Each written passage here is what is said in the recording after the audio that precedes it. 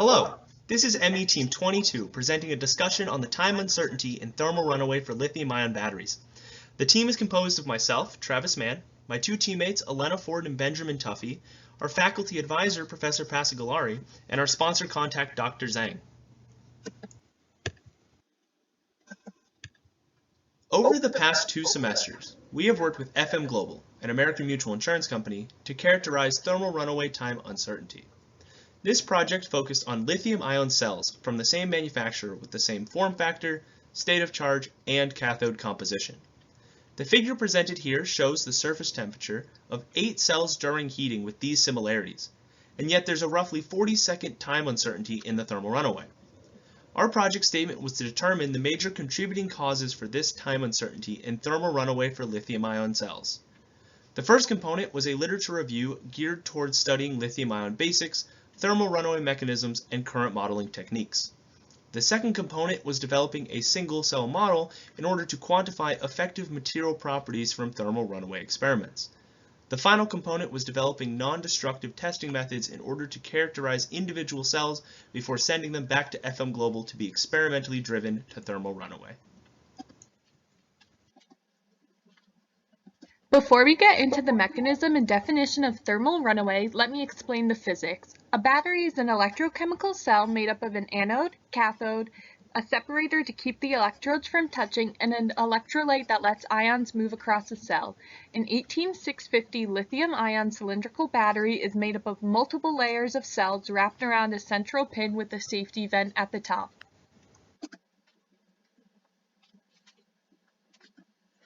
Batteries can experience several types of abuse, but our project focuses on external thermal abuse that leads to thermal runaway. Thermal runaway occurs if the rate of heat generation inside the cell is greater than the rate of heat dissipation to the environment, and this will occur in about 5 steps, some happening at the same time. First, the layer protecting the anode from the electrolyte breaks down. Then the organic solvent in the electrolyte reacts with the lithium in the anode and hydrocarbon gases build up. As the temperature increases, the plastic separator shrinks and forms an internal short circuit by letting the anode and cathode touch. The cathode then reacts with the electrolyte and oxygen gases also build up. This is usually when the safety vent pops due to an increase in internal pressure, as seen in the top right video. As the electrolyte decomposes, it will release highly flammable gases, and as you can see in the bottom right video, this is typically when the battery has entered thermal runaway, as the battery is on fire. The first major deliverable for this project is a single-cell model which can characterize individual cells based on surface temperature measurements during external heating. The two most relevant properties which may differ between cells are their effective thermal conductivity and effective heat capacity. Thus, our approach here consisted of developing a cylindrical, transient, one-dimensional heat transfer model which can predict these quantities based on surface temperature measurements during heating. A one-dimensional radial model is appropriate because of the thin copper and aluminum sheets with comparatively high thermal conductivities which run both azimuthally and down the length of lithium-ion cells. These ensure a relatively small temperature gradient in all directions except radially, where other internal components impede the heat transfer. The methodology behind this model is to provide it with effective material properties and then optimize them in order to minimize the error between the predicted and measured surface temperature. On the left, you can see a figure for this model and its boundary conditions, along with the corresponding 1D cylindrical heat equation.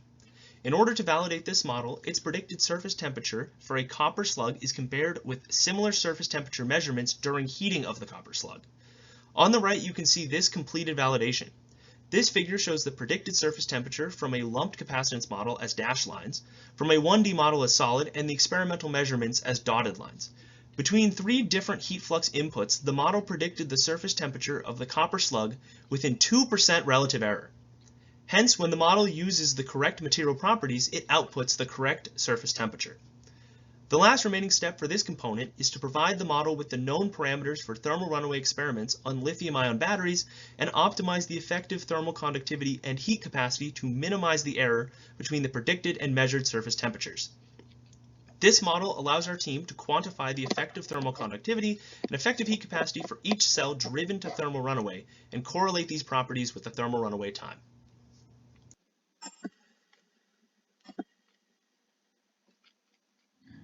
The second main deliverable for this project was non-destructive test procedures and data. All testing was done at UConn's Center for Clean Energy Engineering using a Solartron 1470E, National Instruments DAC Assist, and self-adhesive K-type thermocouples. Cell test software was used to design a full charge-discharge schedule using the 8-channel Solartron, which drives current and voltage controls through the probe's cell holder and 18650 cell. During this, 4 self-adhesive thermocouples are attached lengthwise along the cell and connected to the DAC Assist. The DAC Assist reads LabVIEW code from the desktop and prints temperature data to a save file, as well as reading current data to the front panel seen here.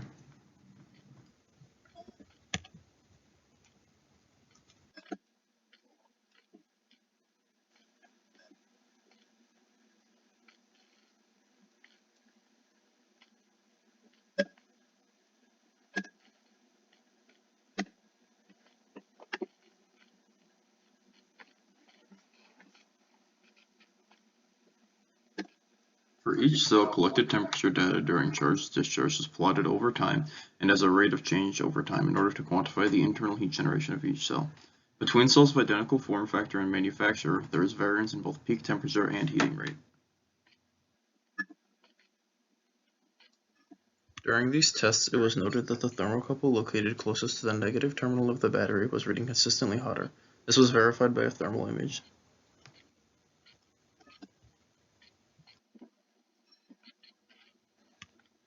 The purpose of running electrochemical impedance spectroscopy on 2 dozen 18650 lithium-ion batteries is to analyze the impedance of each cell.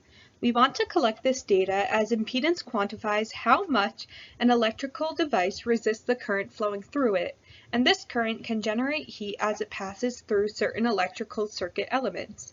Our approach is to use a frequency response analyzer, or an FRA, to collect impedance measurements for our Tenergy manufactured batteries before they are sent back to FM Global to undergo thermal runaway.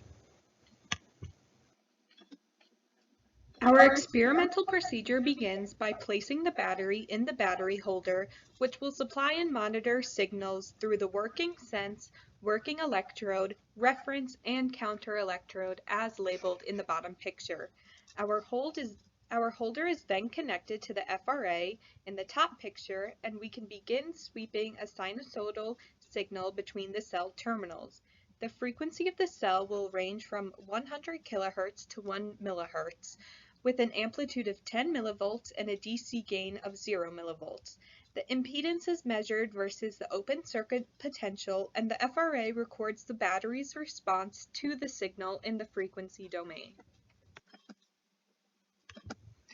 Allow me to briefly explain what a Nyquist plot represents before I get into my results by looking at the left-hand picture. So, each battery component will only respond to a certain frequency as the signal is swept across the cell. At higher frequencies, the signal response will be influenced by the reaction rate, film resistance, and the active electrode material, and this resembles a semicircle.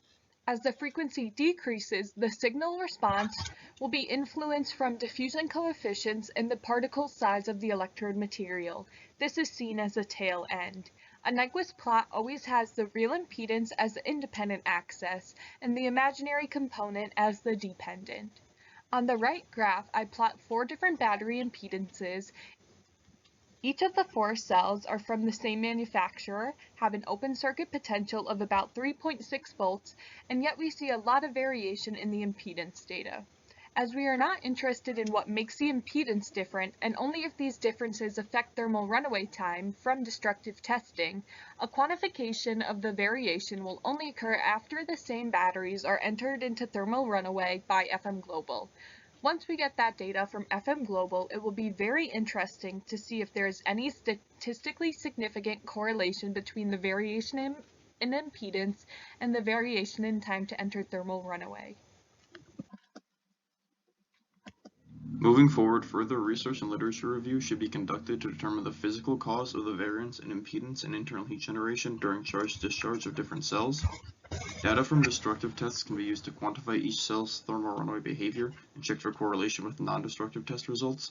And the currently designed non-destructive test procedures can continue to be used for future experiments and research.